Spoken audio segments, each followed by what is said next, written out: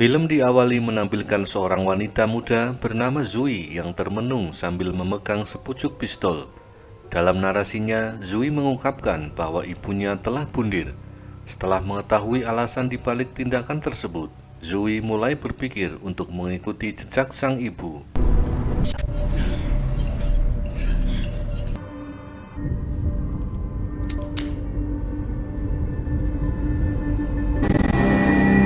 Malam harinya, mereka berdua, Zui dan ayah tirinya, John, sedang berkendara ketika terdengar berita di radio mengenai seorang gadis bernama Luciana yang menghilang.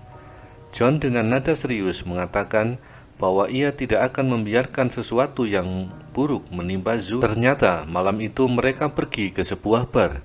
Di sana mereka mengamati seorang wanita muda bernama Stacy. Zui menghampirinya dan mengajak berbincang, bahkan menawarkan minuman traktiran dari John. Stacy yang terkesan akhirnya setuju untuk melanjutkan pesta di rumah mereka. I'll tell you, smog over this back big country any at first, but then they'd look up and they would see me burn across.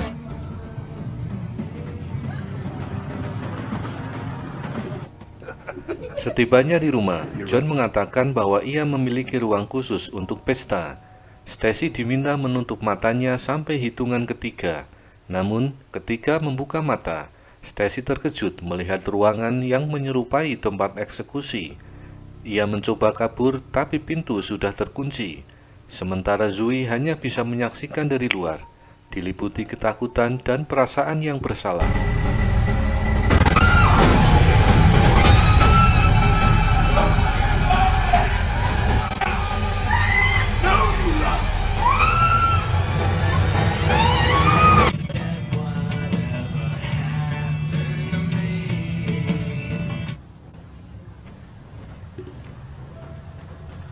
Keesokan harinya, seorang petugas bernama Wallace sedang dalam perjalanan ketika ia dihentikan oleh seorang wanita bernama Jennifer. Ia menanyakan brosur orang hilang dan memperkenalkan diri sebagai pendatang baru di kota itu.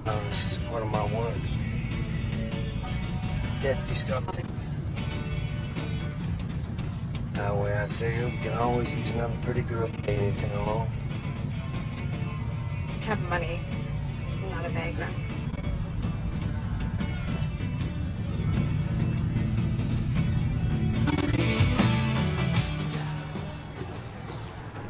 Sementara itu, di rumah, Zoe mencoba mengunjungi Stacy yang kini menjadi tawanan.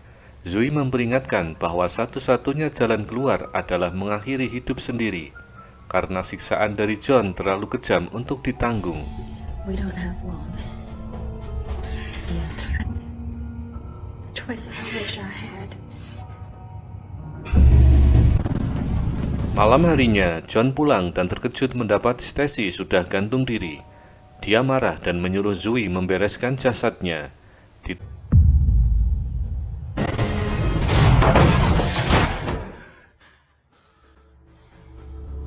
a question. You touch one of my girls again, you know what's coming for you.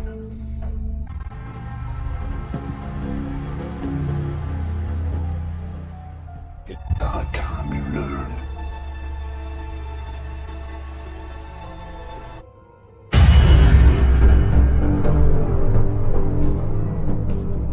Through the back of the tendon, go all the way through the knee.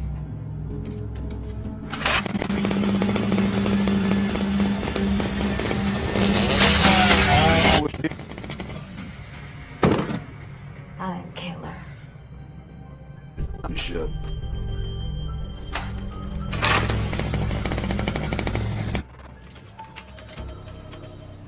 Tempat lain, Wallace menerima laporan dari warga bernama Nyonya Katy tentang kaca rumahnya yang dilempari batu.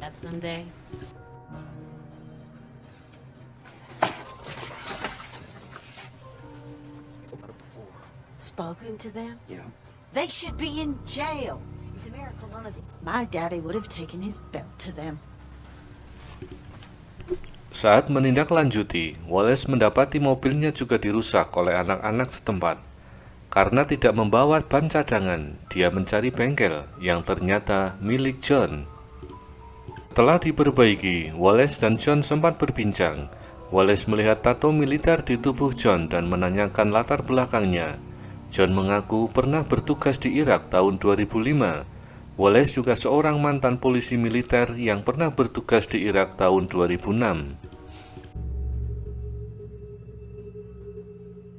I think I can.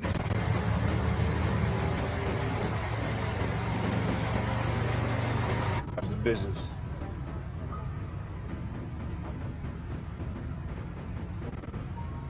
Keep the shit out of those ragheads pretty good. Wallace kemudian bertanya kepada Sheriff Bob mengenai latar belakang John. Bob menyebut bahwa John datang ke kota ini 5 tahun lalu bersama seorang wanita muda yang mencurigakan. Wallace merasa wajah John sangat familiar. John sort you out? Yep. Cruz is in the back. It's nobody's business but their own. How do you know they're not breaking the law? Because the last time I moved here about 5 years ago. Oh, they fired up. John and his girlfriend live out in the boondocks. They keep themselves to themselves.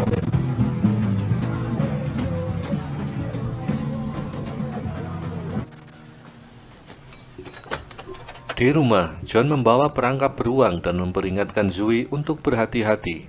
Di waktu yang sama, Wallace menonton berita tentang penyiksaan oleh tentara AS di Irak, memicu ingatannya tentang masa lalu yang kelam. Sementara itu, John dan Zoe kembali ke bar untuk mencari korban baru. A federal judge signaled last week that he may order the U.S. government to release evidence that failed to show how releasing those photos could endanger the lives of American civilians.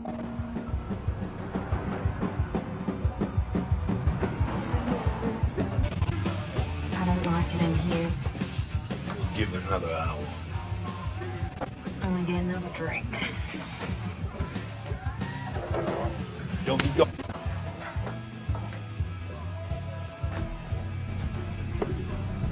Jennifer kini bekerja di bar tersebut, menjadi target berikutnya. Namun karena John sudah memilih target lain, seorang wanita bernama Annie, Jennifer ditempatkan dalam daftar tunggu. Annie pun berhasil dibujuk dan dibawa ke rumah John yang terpencil.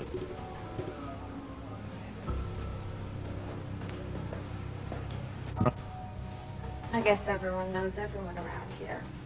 Don't know you. Sure. Leave her be, she's working. I'm just being polite to Jennifer here. What? I like that.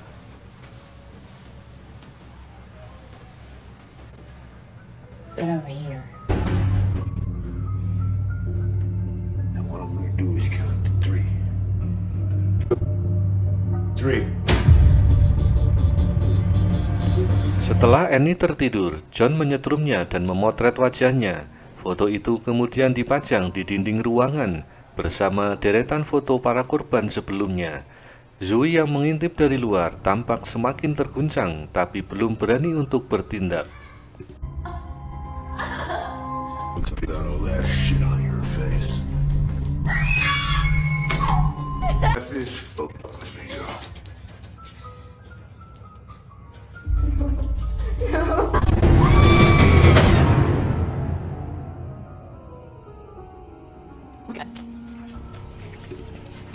Di tempat lain, Wallace mulai menggali arsip militer lamanya dan menemukan bukti bahwa John adalah Jason R., mantan tentara yang dihukum karena menyiksa tahanan wanita. John ternyata menikahi seorang janda bernama Susan yang memiliki putri bernama Chloe. Susan kemudian bunuh diri dan putrinya yang kini bersama John adalah Chloe, atau nama asli dari Zoe. Looks like police work runs in the family. Hey, I didn't mean to interrupt. It's nothing. You doing? Sore harinya, Zoe menemui Jennifer di bar dan memperingatkannya bahwa banyak gadis menghilang di kota ini. Jennifer menanggapinya dengan santai, merasa itu hanyalah rumor. Ketika John tiba, dia marah karena Zoe meninggalkan rumah tanpa izin. Here, I was thinking we were getting along so well. Okay. You understand.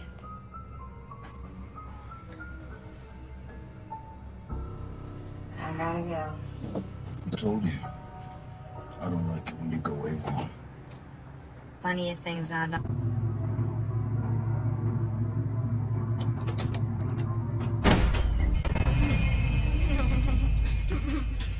And the Lord said, let there...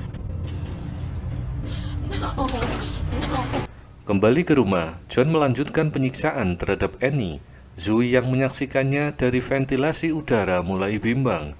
Ia kembali ke kamar, menatap foto John dan dirinya, lalu mengambil pistol. You can smell it on her.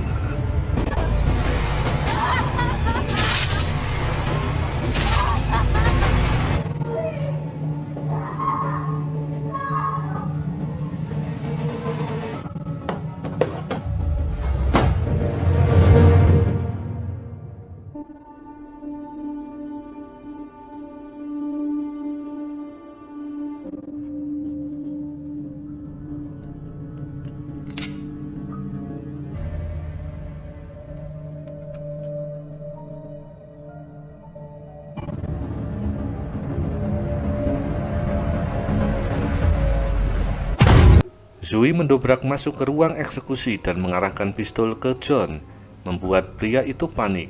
Namun secara mengejutkan, Zoe mengubah target dan menodongkan senjata ke arah Annie.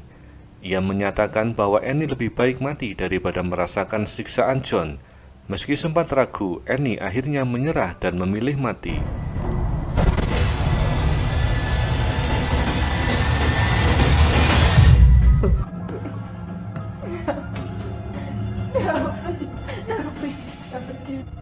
No one's coming to save you. You have to exit. Listen to me.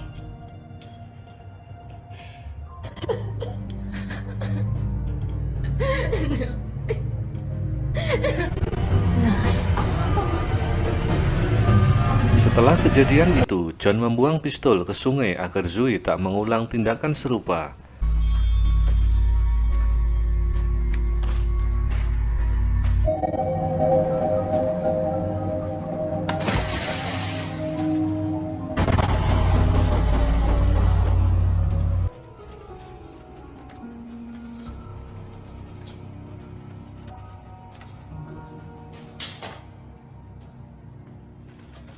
Keesokan harinya, mereka ke supermarket, di mana Zoe melihat seorang ibu dan anak yang membuatnya teringat masa kecil. Wallace yang kebetulan juga berada di sana, memanggil Zoe dengan nama aslinya, Chloe. John menyadari hal itu dan menatap tajam ke arah Wallace, membuat sang sheriff menunda aksinya. Wallace lalu mendiskusikan hal ini dengan Bob, dan Bob menduga Zoe mencintai John. Tapi Wallace yakin Zoe bertahan karena takut. Me for someone else. I can help you.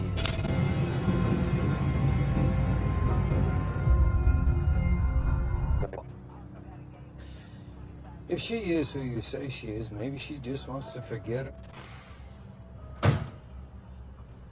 Things were going so well. Are you sure?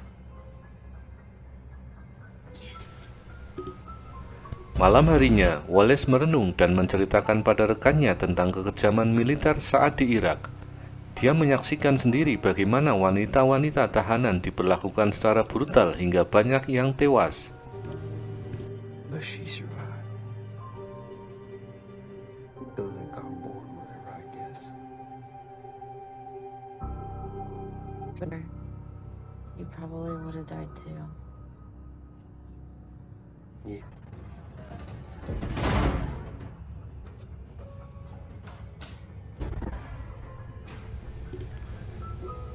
Zoe masuk ke ruang eksekusi untuk mengembalikan kamera Polaroid. Tanpa dia sadari, John masuk dan menguncinya di dalam. Dia mengatakan bahwa dia mencintai Zoe, lalu mengajaknya kembali ke bar untuk mencari mangsa baru. I'm sorry. Is that what you want? Thanks.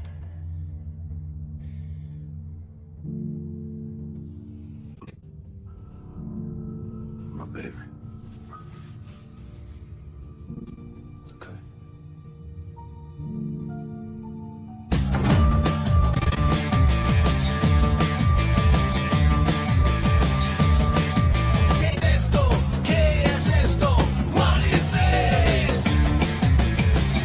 Jennifer yang sudah diincar akhirnya dibujuk ikut dan diberi minuman yang telah dicampur obat tidur. Dalam perjalanan, John membuka tas Jennifer dan menemukan pistol di dalamnya. Wallace yang membuntuti mereka mencoba menyelamatkan keadaan. Listen. Ladies.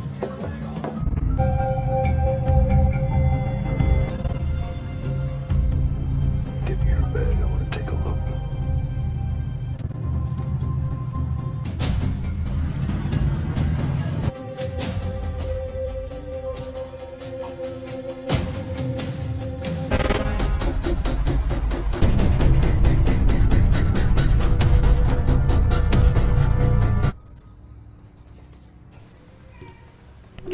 Sesampainya di rumah, Zoe membangunkan Jennifer dan mengaku bahwa dia telah memperingatkannya.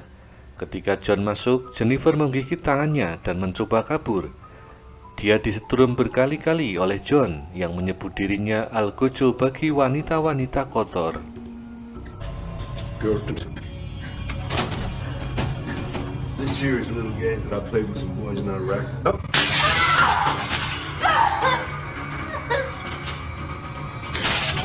Di halaman, Wallace menginjak perangkap beruang. Zoe bergegas menolong, tapi John muncul dan melihat segalanya. Di dalam ruangan, Jennifer mengambil antingnya dan berhasil membuka kunci. Dia juga menemukan pisau yang akan digunakan untuk bertahan. As a bitch, that's Mother Nature's way.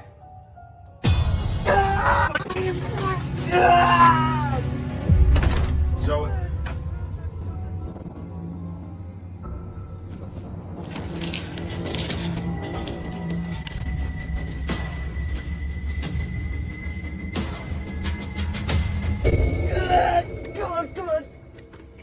well, ain't this a pretty...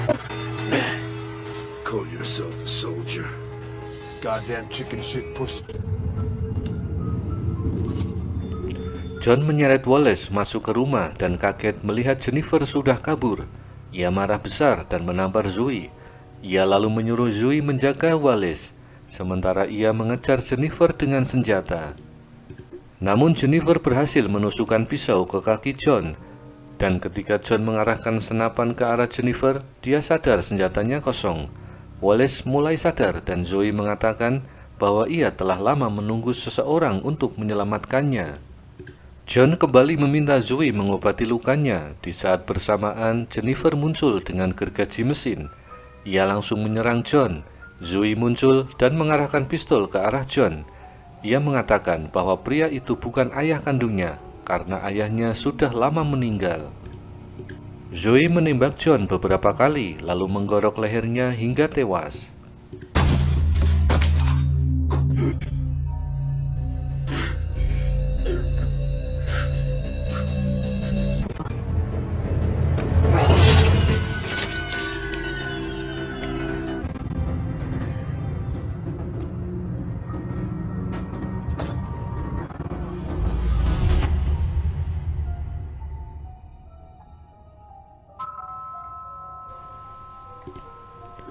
Film ditutup dengan adegan Wallace yang menjalani masa cuti panjang untuk memulihkan lukanya.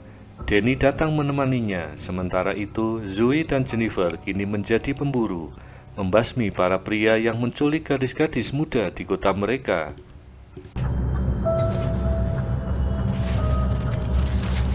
How's the leg doing? Still catching worse than me. You?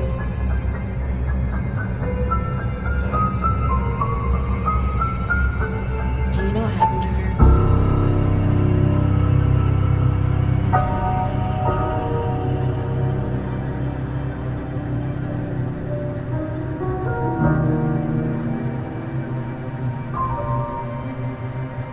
Nice.